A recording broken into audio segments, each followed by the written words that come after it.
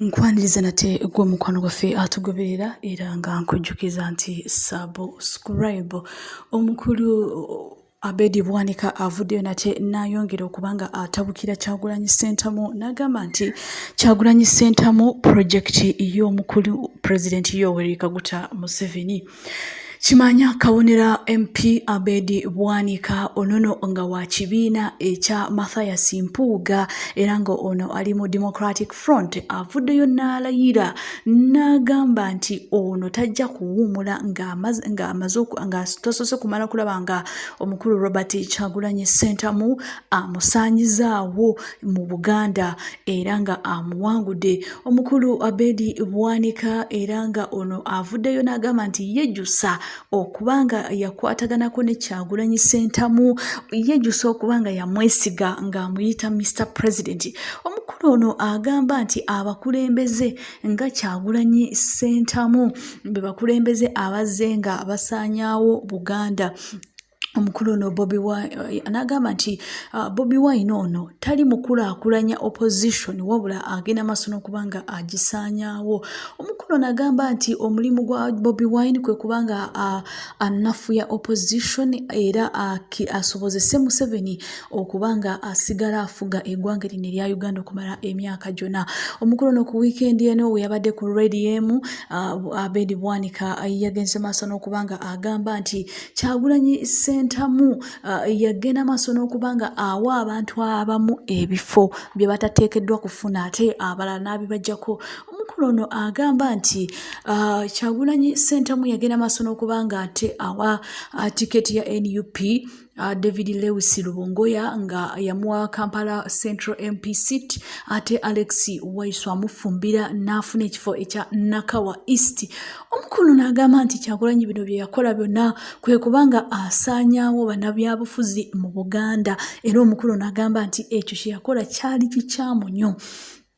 Omukulu ono yayongeddeko n'agamba nti talaba nsonga lwaki omukulu ono Kyagulanyi Ssentamu awa Lubongoya okwesimbawo amuwa ekifo kya Kampala Central. Omukulu ono agamba nti Lubongoya talina connection mu Kampala, talinaamu business, talinaamu family, si mutuuze. Omukulu ono agamba nti talaba nsonga lwaki Lubongoya abeera nga aweebwa ekifo kya MP mu Kampala. Omukulu ono agamba nti Lubongoya yandibadde agenda mu Western Uganda awo NUP weetalina abawagizi weetalina bakandidates yesimbewo eyo anoonya akalulu. Omukulu ono Bwanika yavuddeyo n'agamba nti ekifo kino ekya Kampala kyandibadde kiweebwa Lord Councillor Moses Katabu ono nga Muganda ono asibuka mu Kampala amanye ebizibu by'omu Kampala alina experience ey'enjawulo ku mukulu Lubongoya. Omukulu n'agamba nti Katabu amaze emyaka 3 mirambirira ng'ali mu Kampala nga bagenda maaso kubanga te balwanyisa omukulu Museveni. Bwanika yayongeddeko n'agamba nti talisonyiwa Bobi Wine okubanga asaddaase abaana Abaganda mu byobufuzi wano mu ggwanga Uganda naddala omukulu Moses Katabu okubanga yafevarinze Lubongoya. Kati omukulu yayongeddeko n'agamba nti Lubongoya alinga Museveni mu NRM. Museveni yasalawo ekifo kyayagala okubanga yesimbawo, yasalawo okubeera ekyo kyayagala okubeera mu kalulu. Kakati omukulu ono yagenze maaso n'okulaga obukaawu ku kibiina ekya National Unity Platform. Omukulu ono yagambye nti NUP terina nsonyi okubanga yeefuula nti eri mu struggle okulwanyisa Museveni ne NRM.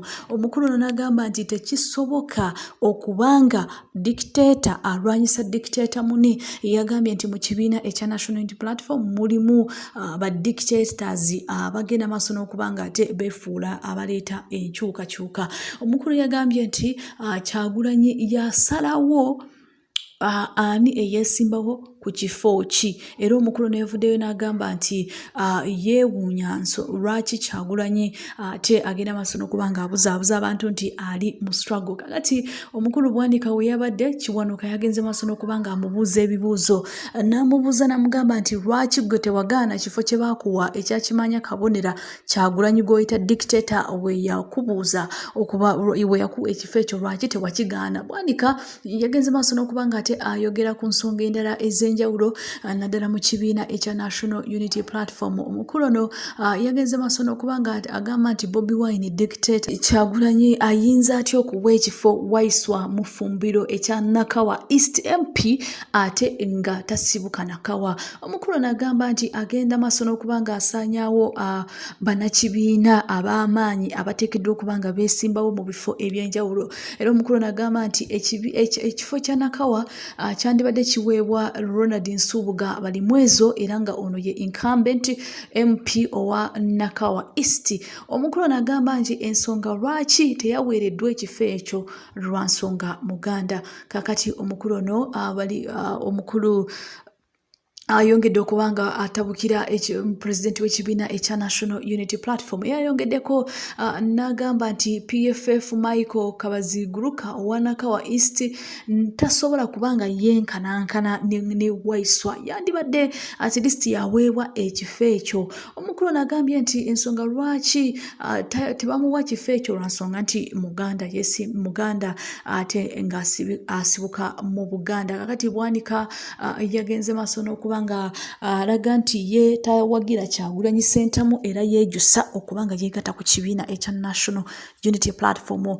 2026 omukulu ono Bwanika nate ajja kubanga yeesimbawo era nga ono abajja kubanga ajjira ku tiketi eya Democratic Front ng'ekibiina kino kibiina kipya eky'omukulu Mathias Mpuuga Nsamba era nga Mathias Mpuuga Nsamba naye yali mu kibiina ekya National Unity Platform wabula oluvannyuma yafuna obutakanya wakati we n'abakulembeze mu kibiina kino ekya NUP ku byekuusa ku miliyoni 5 ezamuweebwa ng'akasiimo ka Parliament n'ensonga endala ez'enjawulo nga Mathias Mpuuga Nsamba yagaana okubanga azaayo ssente zino era nga Mathias Mpuuga Nsamba ng'agamba nti ye ateekeddwa okufuna ssente zino ng'akasiimo olw'ensonga nti nga leader of opposition waweebwa tagaana okubanga receivinga ssente ze bagamba nti za kumugulirira si ssente nungi ng'ekibiina ekya National Unity Platform nga tekiwagira ensente yonna okuva